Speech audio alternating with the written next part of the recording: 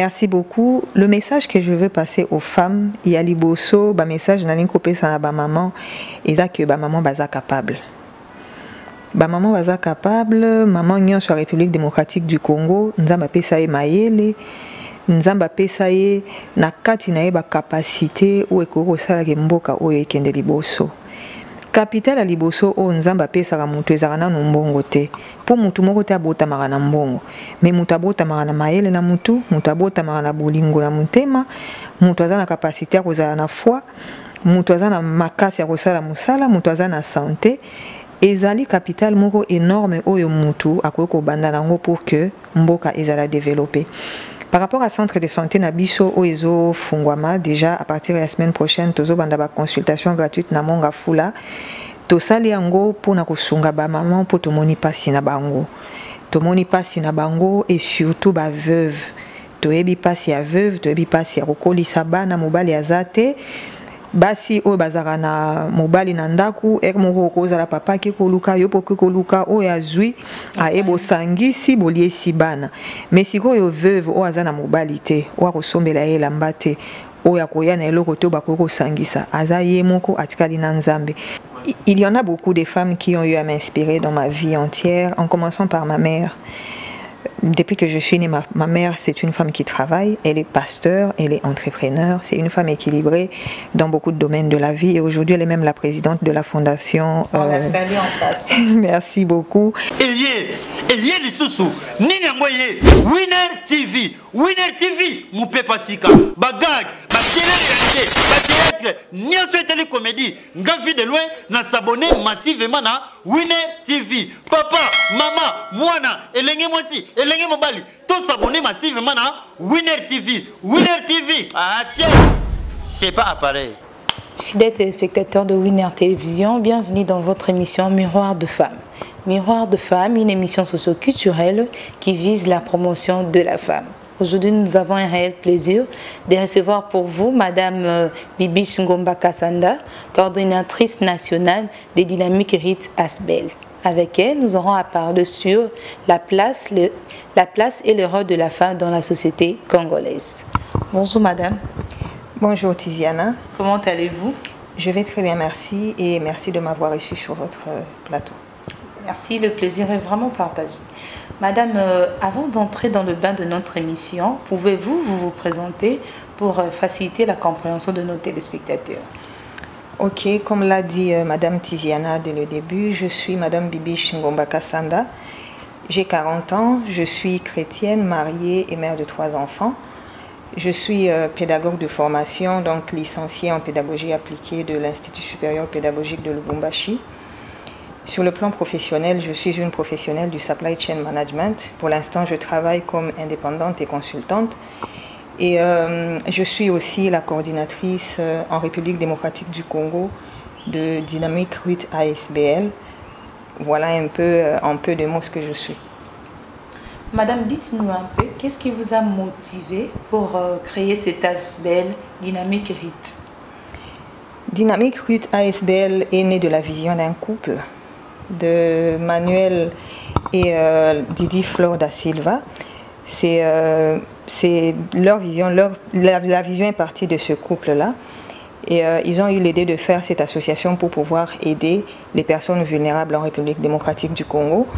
Et moi, bien sûr, avec beaucoup d'autres membres, nous sommes cofondateurs. Donc l'idée est partie d'une femme qui a le cœur pour aider les vulnérables et tout est parti de là. Madame, parlez-nous concrètement de cet ASBL, Dynamique Rite. Ça fait combien de temps que vous avez eu à mettre en place cet ASBL? Les actions de Dynamique Rite ASBL en République démocratique du Congo datent de depuis très longtemps. Il y a déjà plus de 5 ans que notre présidente sur le plan mondial, parce que c'est une femme pasteur, la révérende Didi Flor da Silva est pasteur. Elle ne vit pas en République démocratique du Congo, elle vit à l'étranger. Mais ça fait déjà des années, beaucoup d'années qu'elle envoie. Elle envoyait sous forme des dons. Connaissant les conditions dans lesquelles vivent la femme en République démocratique du Congo, elle envoyait beaucoup de dons et elle a eu l'idée de pouvoir soutenir les misérables et surtout dans les milieux urbano-ruraux. Là où peut-être les caméras n'arrivent pas, là où la majorité d'aide n'arrive pas, là où les gens vivent vraiment dans des situations, dans des dans des situations très compliquées.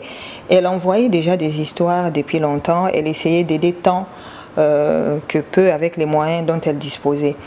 Et de là, vu que cette activité-là à caractère humanitaire prenait de l'ampleur, c'est comme ça que nous nous sommes mis ensemble et nous avons décidé de formaliser ça pour en faire une plateforme, une ONG qui existe depuis une année déjà. Officiellement, ça fait une année? Officiellement, oui, ça fait une année que la structure existe.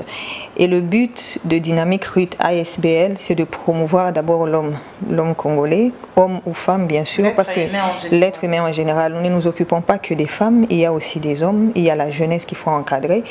Et Dynamique RUT ASBL, sa cible, c'est la personne vulnérable.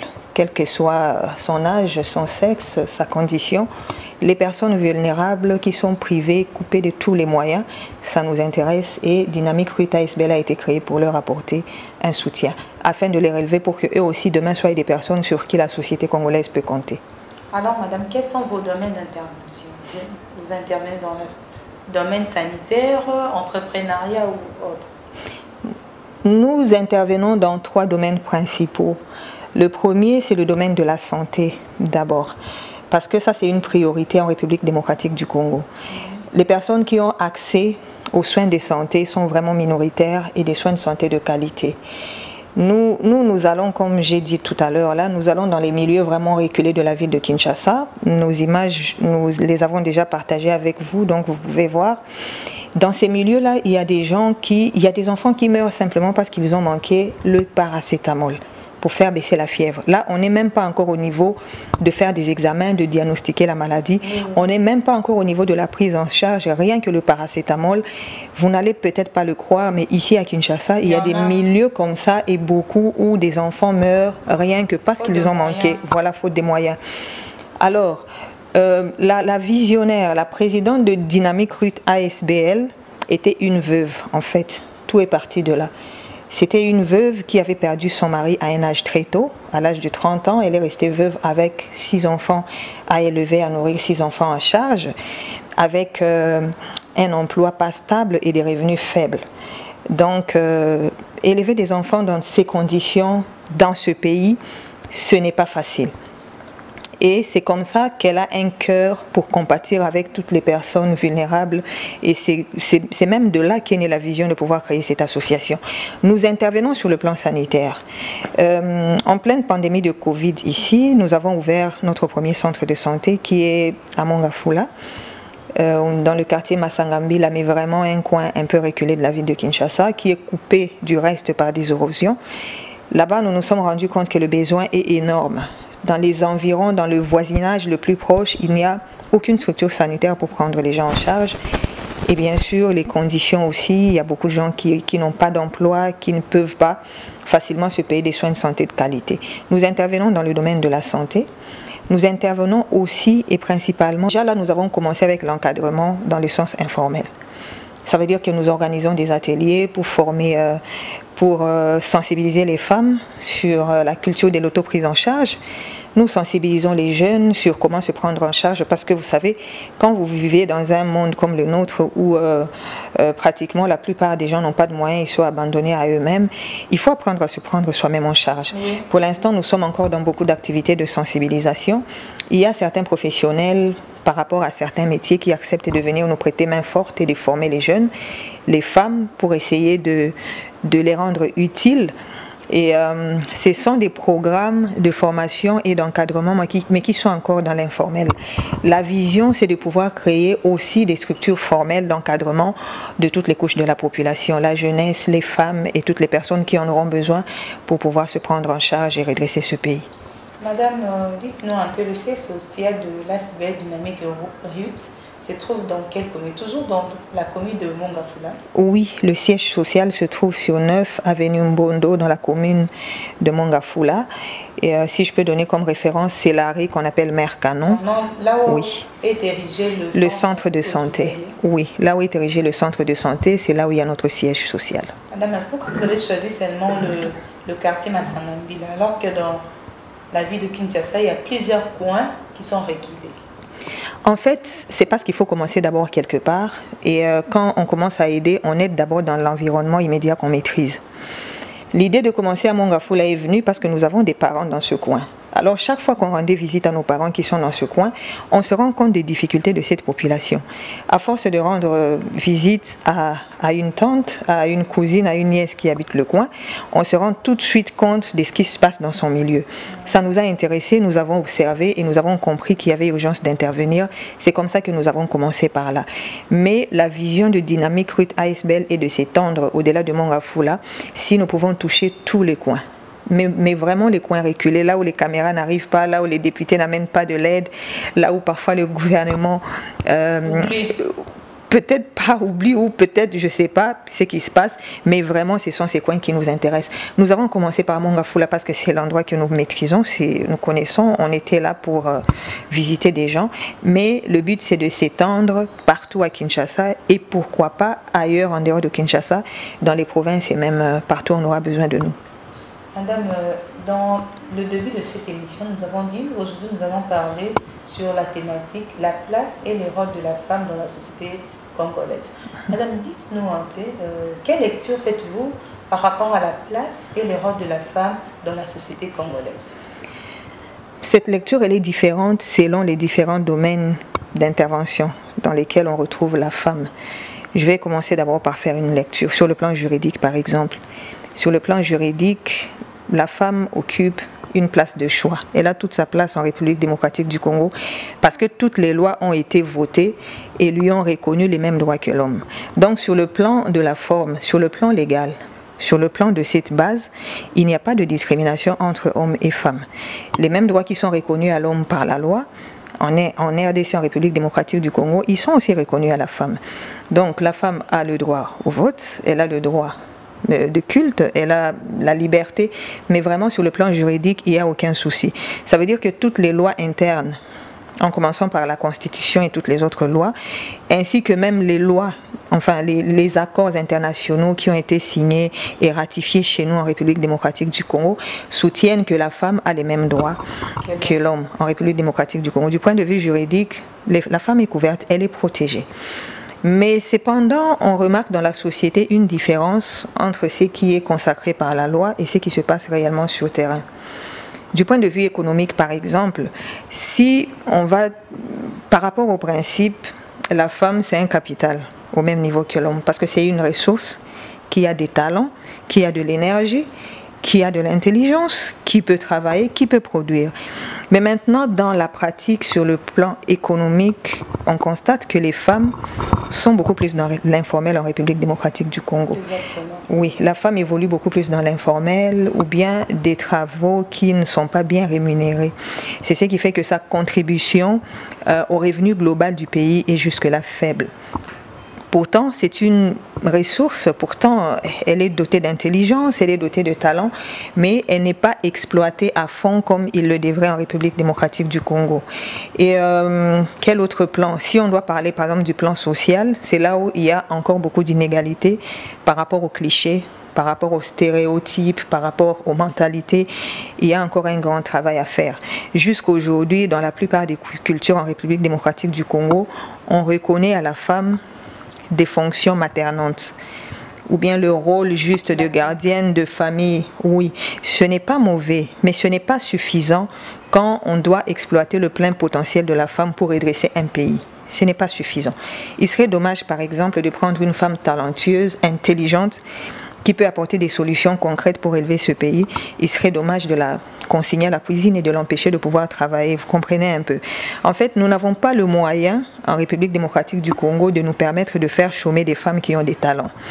Et sur le plan, quel autre plan? Je vais parler sur le plan politique. Oui. Il y a des avancées par rapport à la société traditionnelle et même par rapport à il y a quelques années après l'indépendance. Il y a des avancées. De plus en plus, on voit les femmes s'intéresser à la politique. De plus en plus, le nombre, par rapport aux quotas, si je peux appeler ça numérique, le nombre augmente. Mais on est encore loin du compte.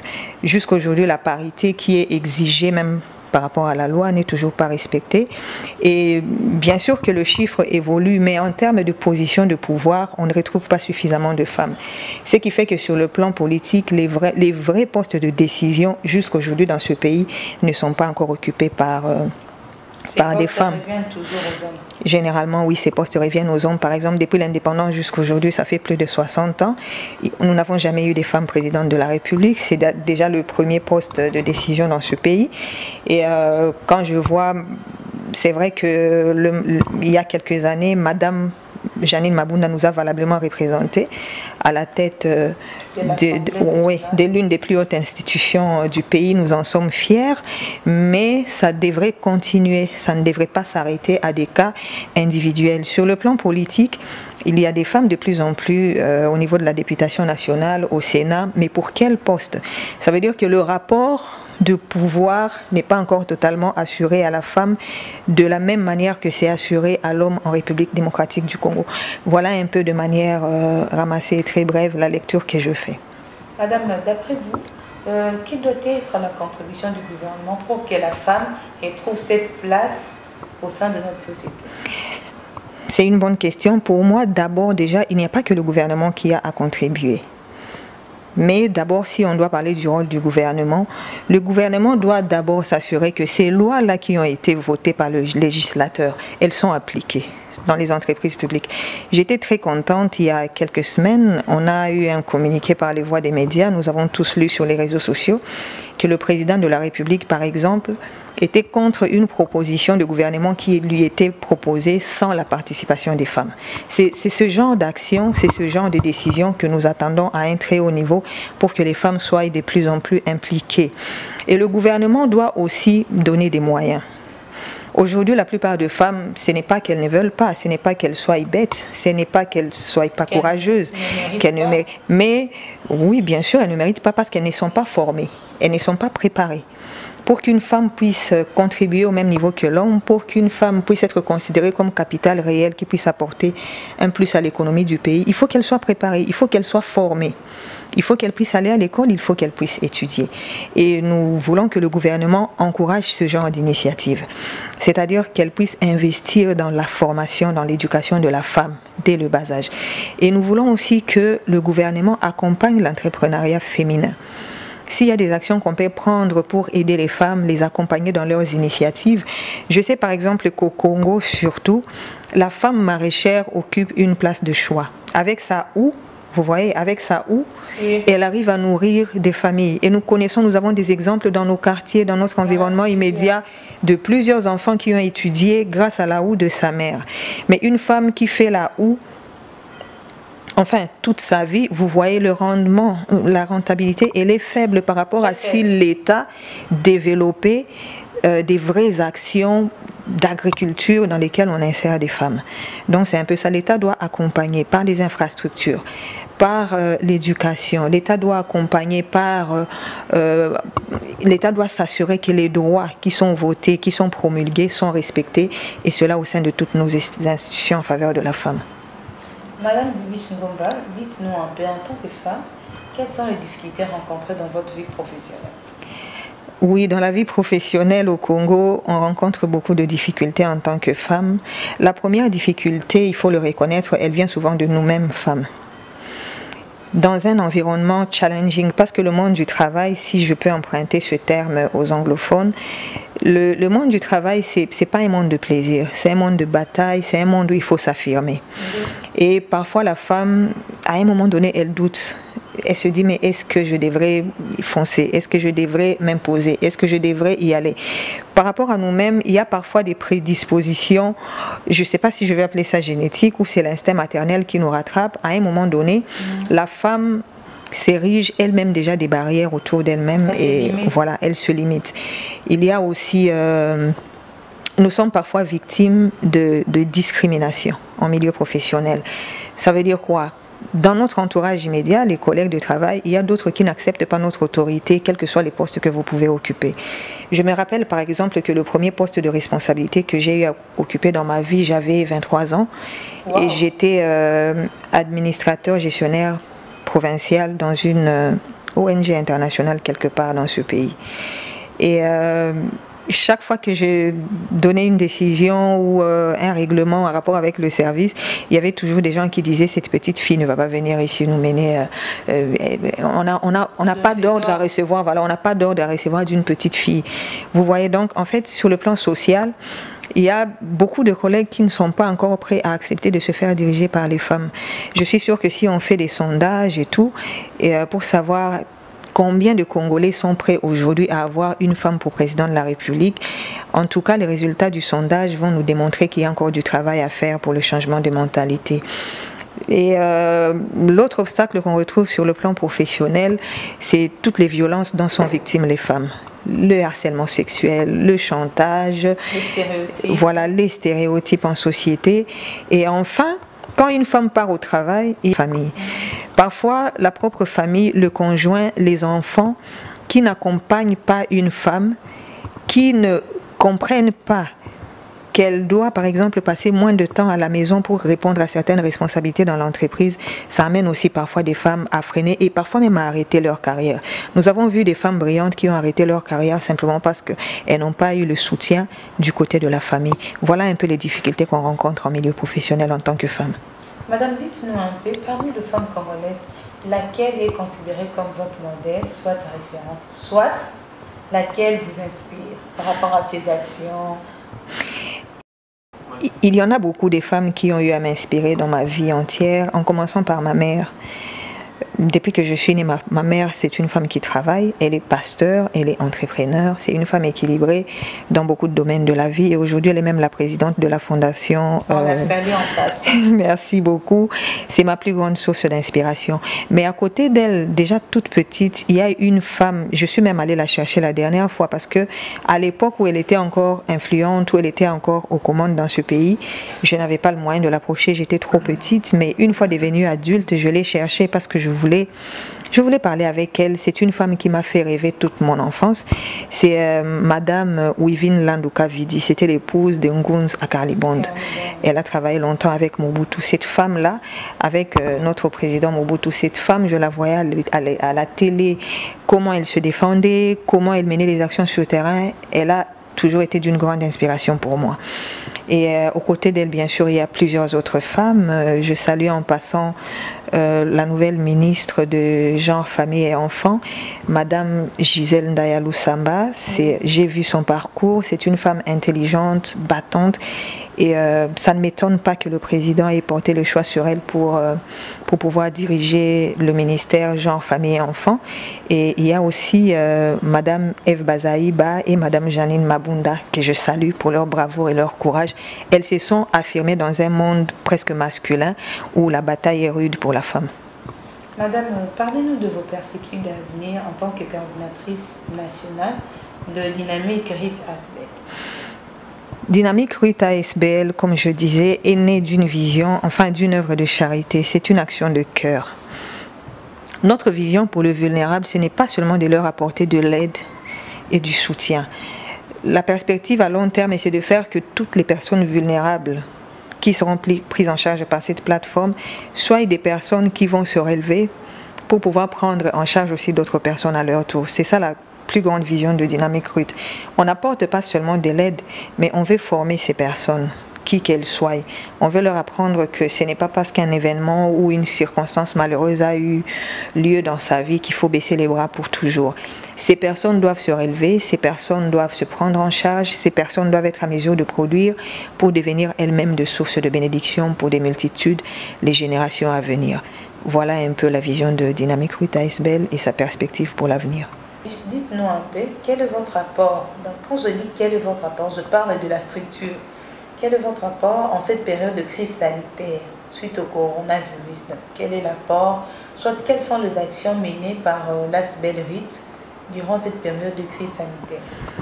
Pendant cette période de crise sanitaire, nous avons mené 2 actions principales, en dehors de beaucoup d'autres petites actions à gauche et à droite.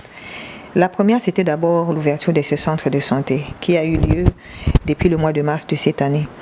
Nous nous sommes rendus compte que dans l'environnement où est situé notre siège social, beaucoup de chefs de ménage avaient perdu leur emploi à cause du coronavirus, à cause de cette pandémie. Donc les revenus de famille ont baissé. Nous avons été en contact avec des personnes qui étaient incapables de se faire soigner. Il fallait intervenir d'urgence.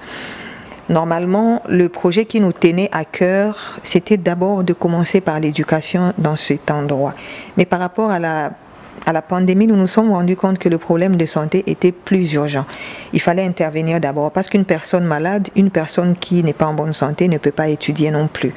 Donc nous avons dû classer en priorité la santé pour ouvrir ce centre de santé. Les prix sont mais vraiment très abordables, défiant toute concurrence. Nous avons mis des prix, une tarification qui est même plus basse que celle de l'État, pour permettre à ces personnes-là de se faire soigner et d'avoir accès aux produits et aux services de bonne qualité. C'était la première grande action que nous avons eu à mener pendant la période de pandémie. Le lancement officiel du centre a eu lieu? Oui, le lancement officiel a eu lieu et là nous sommes en phase de recrutement. Donc le personnel soignant est en train de passer des tests. Normalement, si tout va bien, normalement à partir de la semaine prochaine, nous commençons déjà les consultations gratuites. Parce que ça commence toujours par une campagne de consultation gratuite avant de commencer les activités proprement dites. Et une autre activité que nous avons menée, c'était les veuves et les orphelins. Nous avons procédé à la distribution des vivres. Par rapport à la journée de la femme, le mois de la femme, au mois de mars, nous avions organisé une journée de réflexion, de sensibilisation et d'échange avec les veuves et les orphelins. Et au cours, de Mongafula toujours. Et après cette conférence, nous avons procédé à la distribution de certains vêtements et des vivres.